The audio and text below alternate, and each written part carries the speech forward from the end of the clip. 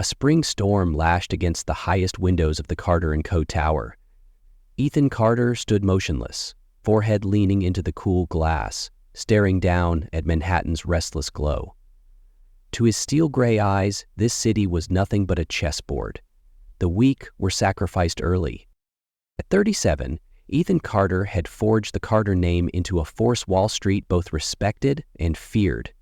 He had built an East Coast real estate empire from ruthless deals and sleepless ambition. And the lesson that guarded his empire was simple. Love is a chink in the armor, and even a moment of weakness can destroy a man. But the fortress he'd built was showing cracks he could not ignore. His board of directors, old money investors and conservative pension funds, wanted reassurance.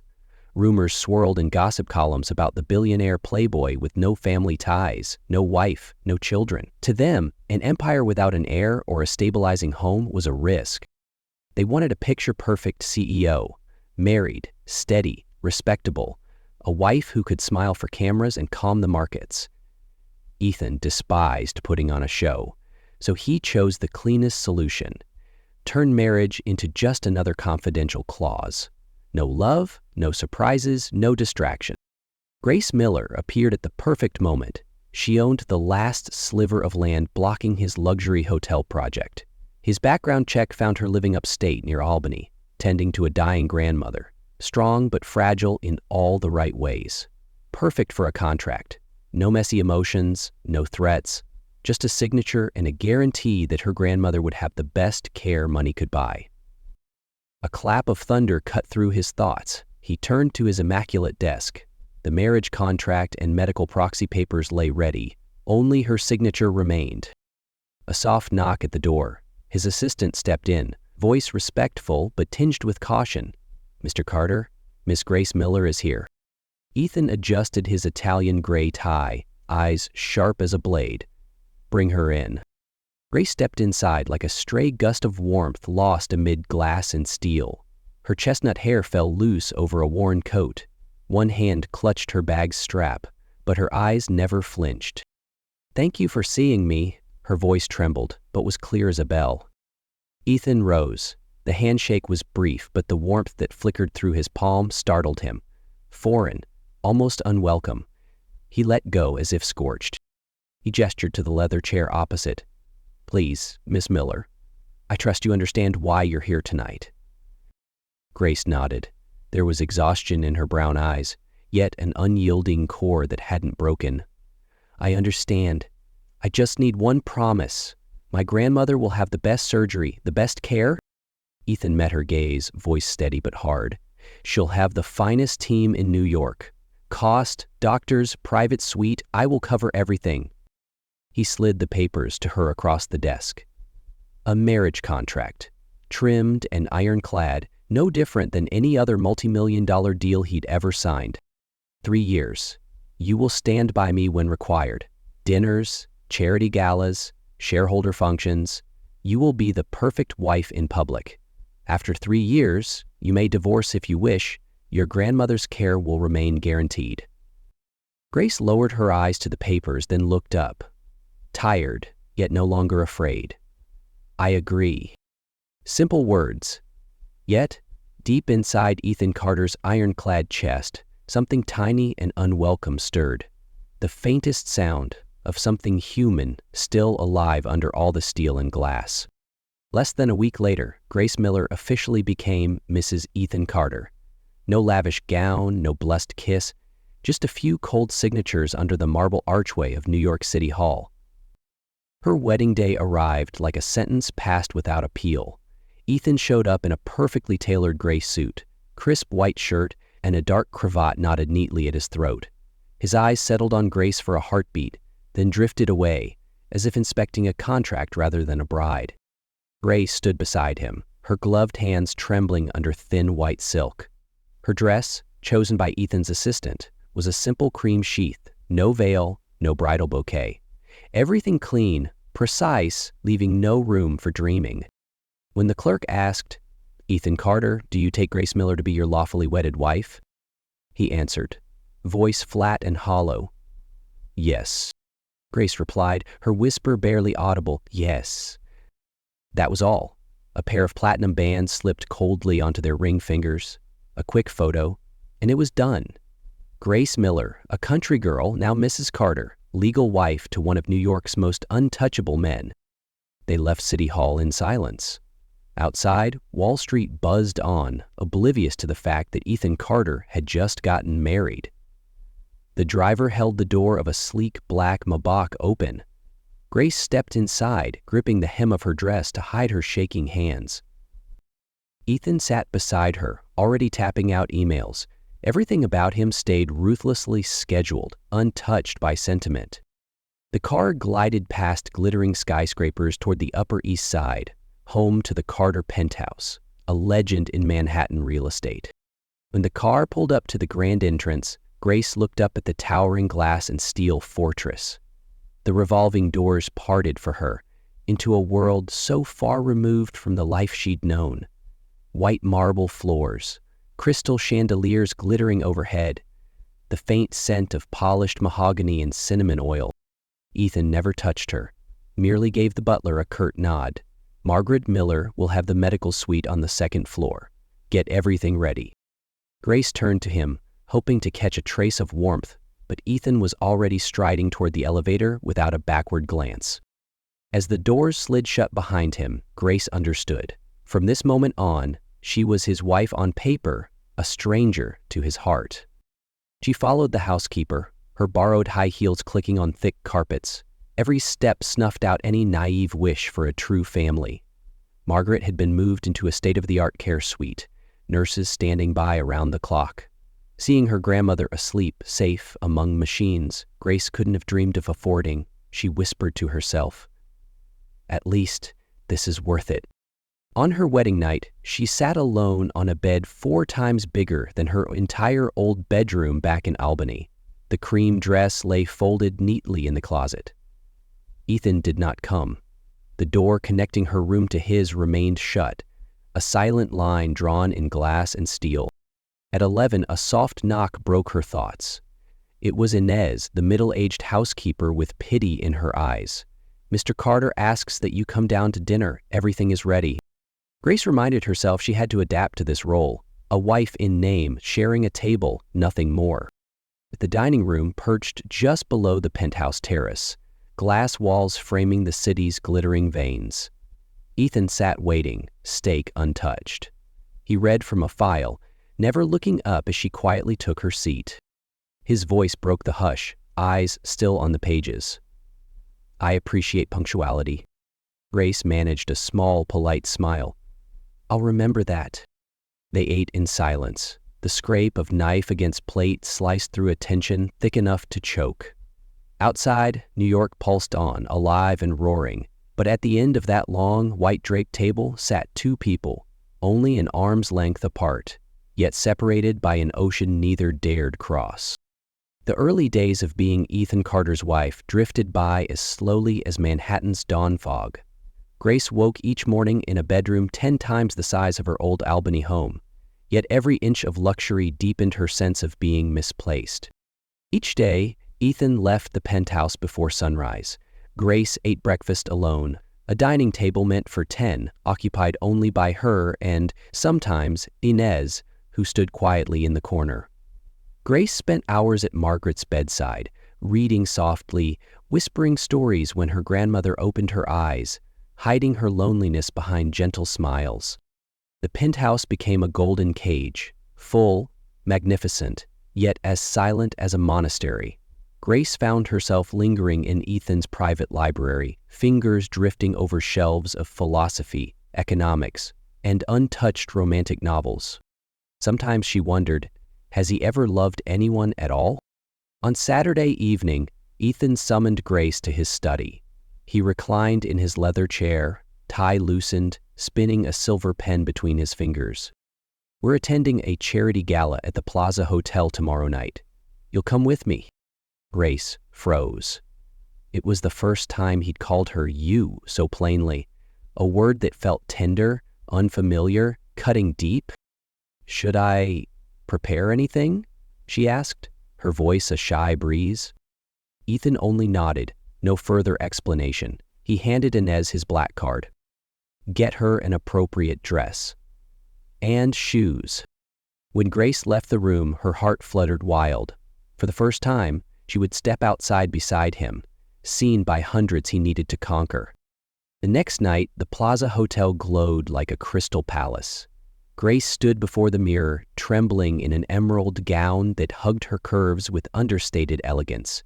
Her hair pinned low, soft curls brushing her shoulders. Makeup subtle but enough to draw attention to her warm brown eyes. Ethan walked in, tuxedo sharp, hair brushed perfectly back. His gaze lingered longer than usual. For a heartbeat, Grace swore her pulse stopped under that look.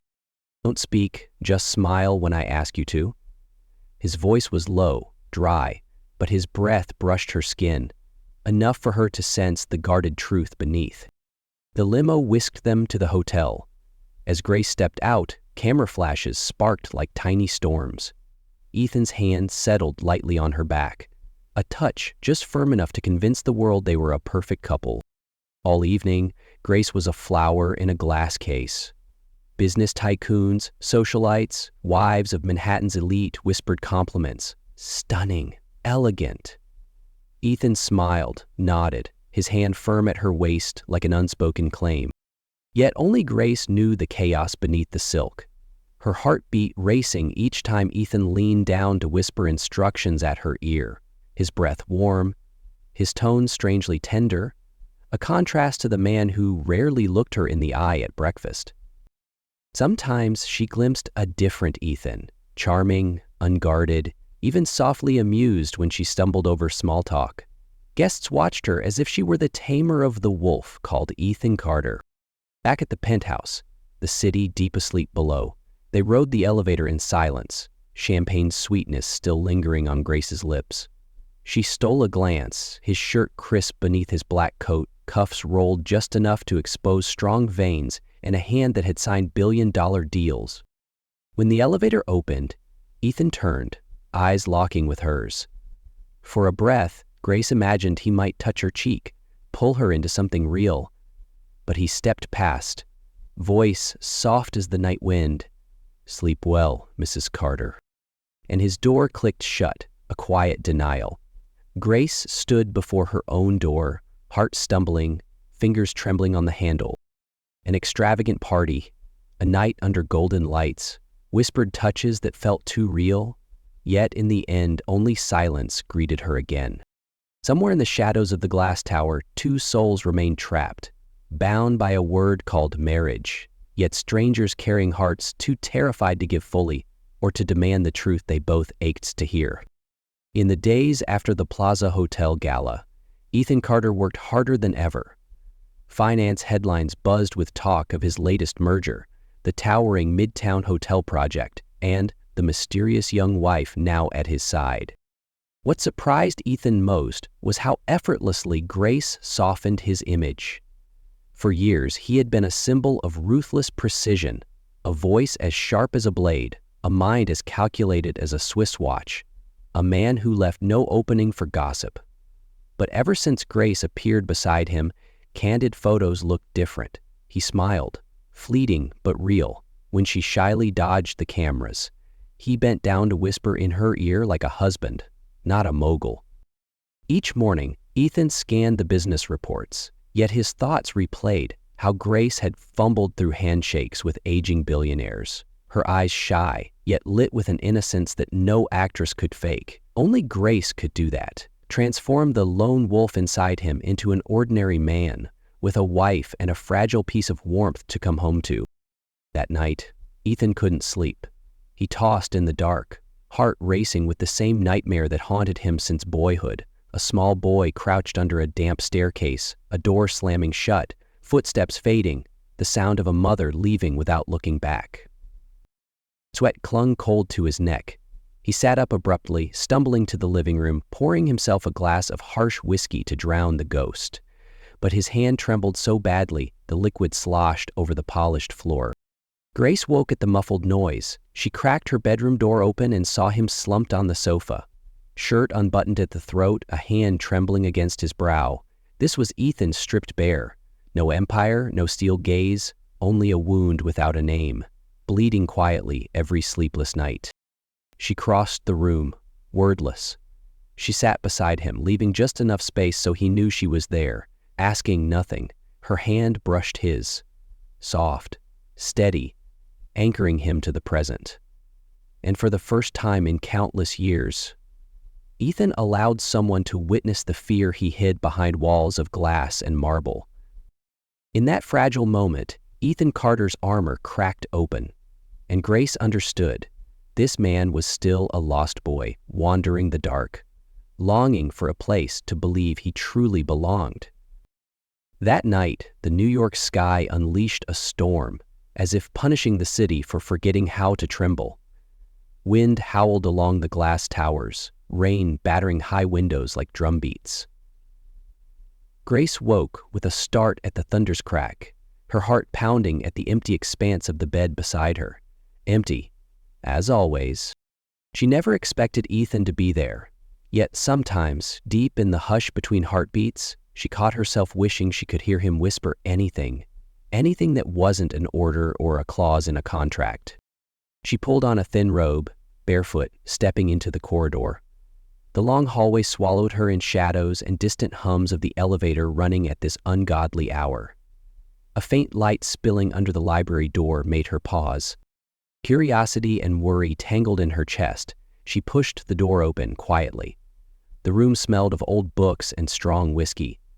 Ethan stood by the window, back turned, white shirt crumpled, tie discarded. At his feet, torn papers littered the floor like battlefield debris. He hadn't noticed her. His eyes were locked on the thunder-punctured skyline, one hand clutching a nearly empty glass of whiskey. Ethan, her voice broke the storm, gentle enough not to startle him. He turned. His storm-gray eyes were bloodshot, his face rigid, but his lips quivered as if swallowing a confession too raw to say aloud. "You should sleep." His voice was hoarse, forced calm. Ray stepped closer, careful to avoid stepping on shredded contracts. "You haven't slept for days, have you?" She knew it wasn't a question. She'd seen the dark circles under his eyes, the exhaustion disguised by perfectly pressed suits. She lifted her chin, whispering, "Tell me, just once, tell me." Ethan laughed, a low, bitter sound that cracked through the room like another bolt of lightning. He collapsed into the leather chair, head thrown back. The whiskey glass slipped from his fingers and shattered on the floor. Everything is falling apart. My partners betrayed me. They know about this marriage. They'll use it to destroy me. Grace knelt, picking up shards with trembling fingers. A tiny cut bloomed red on her skin. Ethan grabbed her hand, gripping hard as if she might disappear too. For the first time, that powerful hand burned with warmth, trembling against her pulse. "You wouldn't understand, Grace." His eyes locked on the drop of blood on her palm. "I never wanted to be vulnerable, but you make me weak too easily." Her heart cracked wide open. She cupped his face, unafraid of the steel in his eyes. Ethan closed them, his breath trembling against her skin. Outside, the storm raged. Inside, another storm rose between them. Ethan pulled her closer, his lips brushing her forehead, feather-light an apology no words could shape. "Are you afraid of me?" he rasped, voice frayed. Grace shook her head, fingers threading into his hair, anchoring him to her. "I'm only afraid you'll keep pushing me away." The distance crumbled like a curse breaking. Ethan kissed her. No contract, no control, just gasping breaths, hands hungry on soft skin, desperate to carve her existence into him forever. They fell together onto the library floor, tangled among the ruins of shredded agreements. Thunder roared outside, but it couldn't drown out the wild pounding of two hearts surrendering. Stripped of lies, stripped of power plays. That night, for the first time, Ethan Carter slept soundly in the arms of the only person he could never buy. And Grace knew she had crossed a line there would be no returning from. New York's dawn crawled past the clear glass walls. Grace woke, still feeling the lingering warmth beside her, something she'd never known in all the nights she'd been Ethan Carter's wife. On the library floor, last night's shredded contracts lay scattered like confetti. She sat up, blanket wrapped around her bare skin, watching Ethan standing by the window, a fresh shirt hanging open at his chest, the marks of the night still faintly visible on his skin. He stared at Manhattan, gray eyes a private storm once more. Grace knew his moments of softness would never outlast the sunrise. When she stepped closer and laid a hand on his shoulder, Ethan didn't turn. His voice cut the air flat, ruthless. Last night, don't let it mislead you. It was necessary. Nothing more. The betrayal ends now. No one can challenge this marriage's legitimacy anymore. Grace froze. It felt like someone dumped ice water down her spine. The gentleness, the broken confessions, the raw need, all locked away again behind iron walls. You mean you did it to protect a contract? Her voice trembled. Ethan turned, beautiful but unrecognizable. You should know your role by now. You're my wife, on paper, and now, in bed, enough to stop my partners from contesting it. Grace stumbled back, tears blurring her vision. Each word sliced her chest open, and she ran from the library. The sweet night, the fragile truth, the fleeting warmth, all just another scene in Ethan's endless game of control. The next day, while Ethan was at work, Grace wandered the penthouse, desperate to escape the echo of his cold words. She found herself in his storage room, shelves lined with old deals and real estate titles. In one drawer, she found a thick black file stamped with her name, Grace Miller, background report. Inside, candid photos of her pushing a shopping cart at the tiny grocery store, picking up her grandmother's prescription, reading on her porch. Dates, 6 months before Ethan ever walked into her life. She flipped pages, notes in neat bullet points. Miss Miller is gentle, easily influenced when financial security for her grandmother is guaranteed. Grace's hands shook. Every word smashed the image of the Ethan who had held her, whispered her name in the dark. He had studied her like a property investment, or worse, hunted her like prey. That evening, Ethan returned. He looked every inch the indomitable CEO, sharp suit, steady stride. But when he saw Grace waiting in the living room, holding that black file, his eyes darkened. "When did you plan to tell me you spied on me?" Her voice cracked, tight with restraint. Ethan halted, inhaling a tense breath. "Grace, let me explain." "No, just answer. You knew me before you met me. You knew every soft spot. You knew I would do anything for my grandmother. You used it to bind me into this marriage, didn't you?" Ethan stepped closer, voice deadly calm. "I needed to protect myself, to secure the land. Feelings had no place in it." Grace laughed, a bitter, strangled sound. "You slept with me to legitimize paperwork. You bought me like a piece of real estate." Tears spilled hot and fast.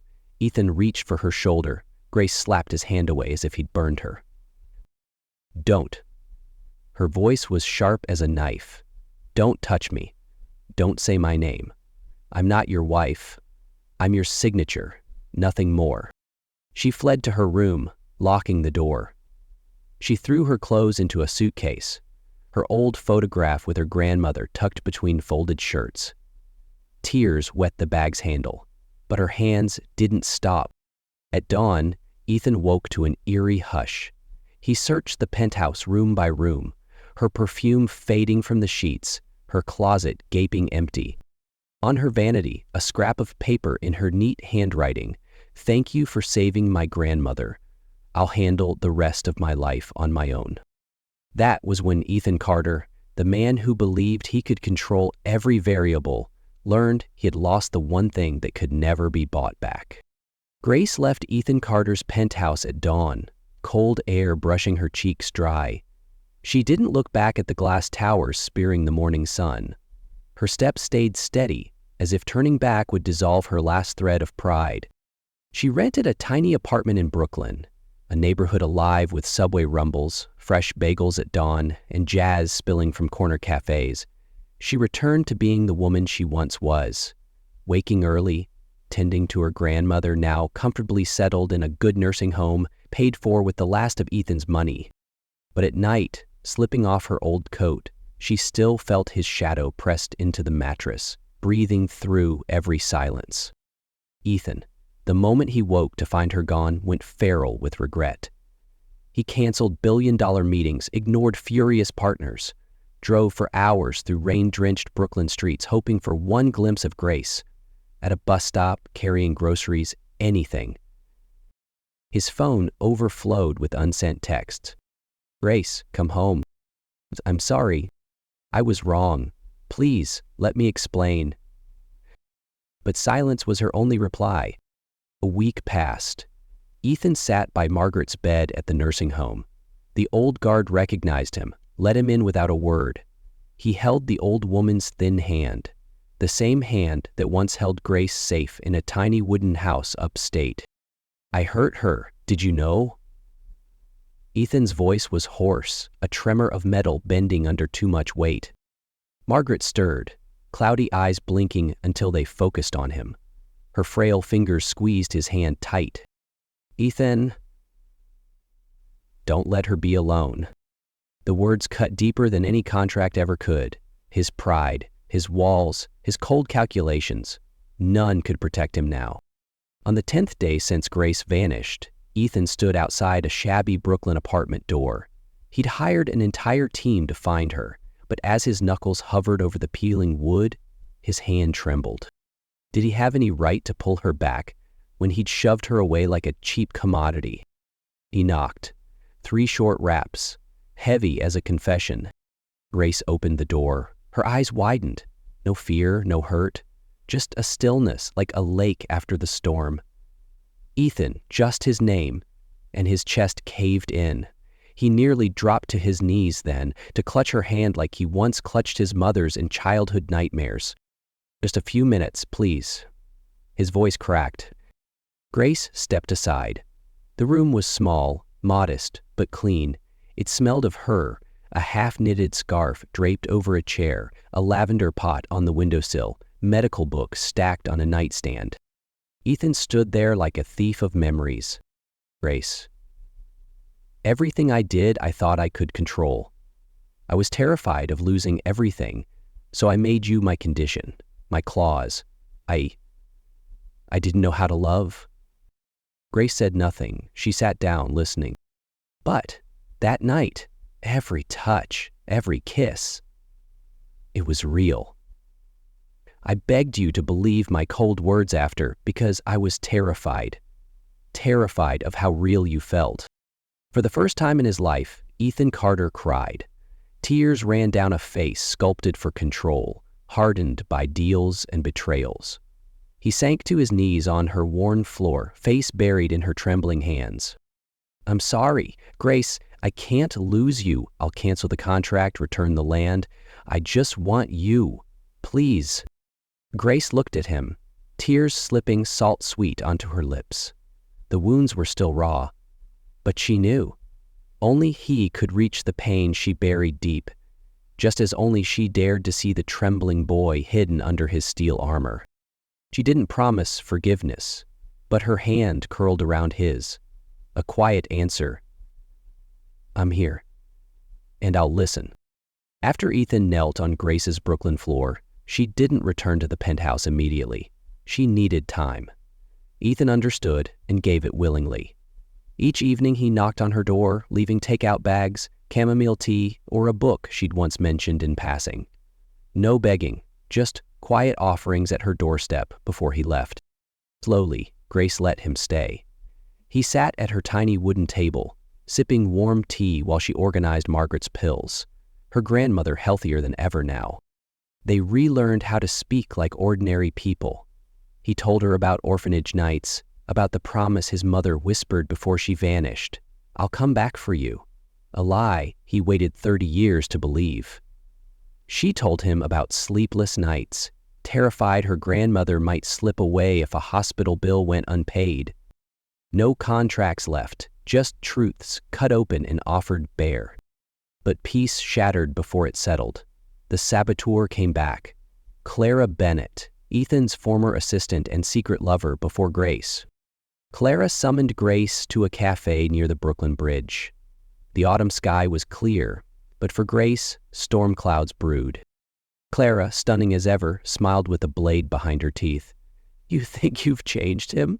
You're just a purchased clause wrapped in farmland. He'll crawl back to me, like always, and you'll have nothing." Grace's hands tightened around her cappuccino, voice calm as ice. "He chose me, not you. What do you want, Clara?" Clara sneered and slid a thick envelope across the table. Photos of Ethan and Clara tangled in a hotel bed, proof of secrets he'd never spoken. "My trump card. Walk away quietly, and I'll keep this buried. Refuse, and every paper in New York runs it tomorrow. His company crumbles." Grace touched the envelope, her heart knotting tight. She knew Ethan's past was never clean, but she also knew the man waiting outside her apartment every night, chamomile in hand, was not the same predator Clara thought she owned. She looked up, voice steady as steel. "You're doing this because he didn't choose you." "Didn't he?" A flicker of panic flashed in Clara's eyes before cruelty replaced it. "Disappear, Grace, or watch him burn." That night, Grace came home. Ethan sat outside her door, sleeves rolled, clutching a cold cup of coffee. He looked up, saw her swollen eyes. "What happened?" Ethan's voice trembled. Grace handed him the envelope without a word. Ethan flipped through each photo, shame and old sins salt in his fresh wounds. His eyes lifted, wrecked. "Grace, before you... Clara was a mistake, a habit I never..." His shoulders shook as if the steel spine holding him upright snapped at last. Ethan dropped to his knees on the cold floor, hands clutching her skirt like a drowning man. "Grace, I would burn it all for you, I swear it." Grace pressed a finger to his lips. "I don't need excuses. Listen to me. Tomorrow you stand in front of everyone. The press, the city. Tell the truth. About me. About the land. About Clara. Can you do that?" Ethan froze. All his life he'd hidden every weakness. But in Grace's eyes, he found the only truth worth losing everything for. He nodded. Next morning, at Carter & Co.'s headquarters, New York's press crowded every aisle. Ethan Carter stood behind the podium, Mike catching the tremor in his hands, clutching his speech. "I, Ethan Carter, confess today, I used my marriage as a tool to protect my wealth. I treated my wife, Grace Miller, as a contract clause. I made mistakes, and I accept the consequences. But I'm not here to save my company. I'm here to save my wife." Below, Grace stood hidden among cameras. She didn't cry, just gripped her hands tight. Beside her, Clara was led away in cuffs, blackmail's last card fallen. Ethan stepped down, ignoring frantic assistants. He ran straight to Grace, took her hand before the city's hungry lenses. "I have nothing left to lose, except you." Grace squeezed his hand, tears breaking her calm. "Then don't lose me again."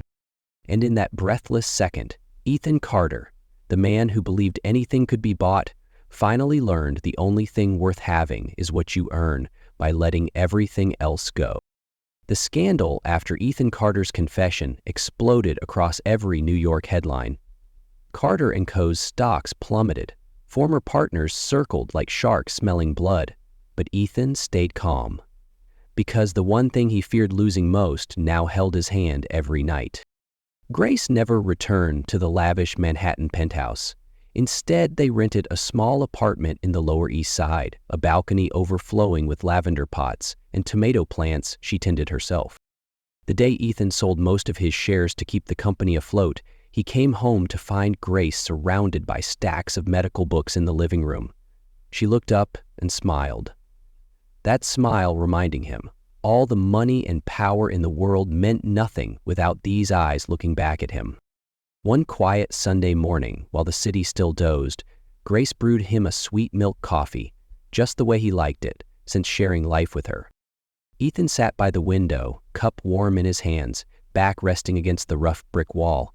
His eyes held no steel anymore, only peace. "I sold almost everything. My name won't be on the board anymore." Ethan's voice was low, but free of regret. Grace curled up beside him, shoulder brushing his.